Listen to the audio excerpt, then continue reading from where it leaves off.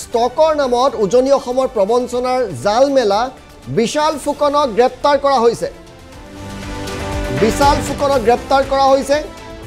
এইগৰাকী বিশাল ফুকনৰ বিৰুদ্ধে কোটি কোটি টকা আত্মসাতৰ অভিযোগ আছে। আপোনাৰ টকা ডাবল কৰি দিয়াৰ আশাত ধন বিনিয়োগ কৰিছিল বহু লোকে। ডিবি ষ্টকৰ প্ৰবঞ্চনাৰ পাছতে পোহৰলৈ আহিছিল বিশাল ফুকনৰ কেলেংকাৰী। অৱশেষত বিশাল জালত পৰিছে। 4 ঘণ্টা জেৰা কৰে। জেৰাৰ অন্তত বিশাল ফুকনক গ্ৰেপ্তাৰ কৰে। ডিবি ষ্টকৰ দীপাংকৰ বৰ্মনৰ দৰে আত্মসাত কৰা অভিযোগ বিশালৰ বিৰুদ্ধে। উজনিৰ বহু লোকে বিশাল ফুকনৰ ওচৰত বিনিয়োগ কৰিছিল ধন। ষ্টকত বিনিয়োগৰ নামত কোটি কোটি টকা লুণ্ঠনৰ অভিযোগ আছে। ডিব্ৰুগড় যি প্ৰবাঞ্চলী এপাৰ্টমেণ্ট তাৰ পৰা গ্ৰেপ্তাৰ কৰা হৈছে বিশাল ফুকনক।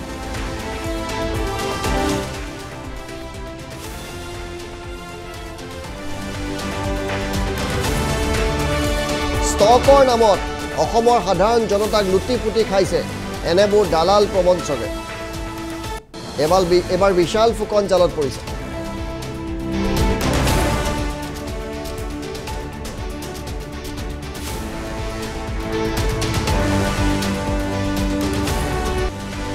বিশাল ফুকনক গ্ৰেপ্তাৰ কৰা হৈছে। এইগৰাকী বিশাল ফুকনৰ বিৰুদ্ধে কোটি কোটি টকা আত্মসাতৰ অভিযোগ আছে। আপোনাৰ টকা ডাবল কৰি দিয়াৰ আশাত ধন বিনিয়োগ কৰিছিল বহু লোকে। ডিবি ষ্টকৰ প্ৰবঞ্চনাৰ পাছতে পোহৰলৈ আহিছিল বিশাল ফুকনৰ কেলেংকাৰী। অৱশেষত বিশাল জালত পৰিছে। 4 ঘণ্টা জেৰা কৰে। জেৰাৰ অন্তত বিশাল ফুকনক গ্ৰেপ্তাৰ কৰে।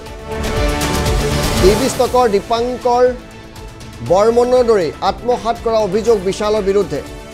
উজনিৰ বহু লোকে বিশাল ফুকনৰ ওচৰত বিনিয়োগ কৰিছিল ধন। ষ্টকত বিনিয়োগৰ নামত কোটি কোটি টকা লুণ্ঠনৰ অভিযোগ আছে। ডিব্ৰুগড় যি প্ৰবাঞ্চলী এপাৰ্টমেণ্ট তাৰ পৰা গ্ৰেপ্তাৰ কৰা হৈছে বিশাল ফুকনক।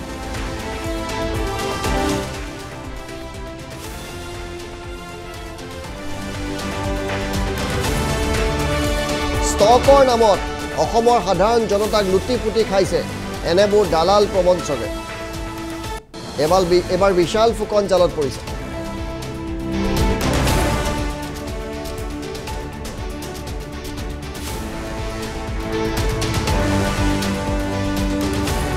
ডিবি ষ্টকৰ দীপাংকৰ বৰ্মনৰ দৰে আত্মসাত কৰা অভিযোগ বিশালৰ বিৰুদ্ধে। উজনিৰ বহু লোকে বিশাল ফুকনৰ ওচৰত বিনিয়োগ কৰিছিল ধন। ষ্টকত বিনিয়োগৰ নামত কোটি কোটি টকা লুণ্ঠনৰ অভিযোগ আছে। ডিব্ৰুগড় যি প্ৰবাঞ্চলী এপাৰ্টমেণ্ট তাৰ পৰা গ্ৰেপ্তাৰ কৰা হৈছে বিশাল ফুকনক।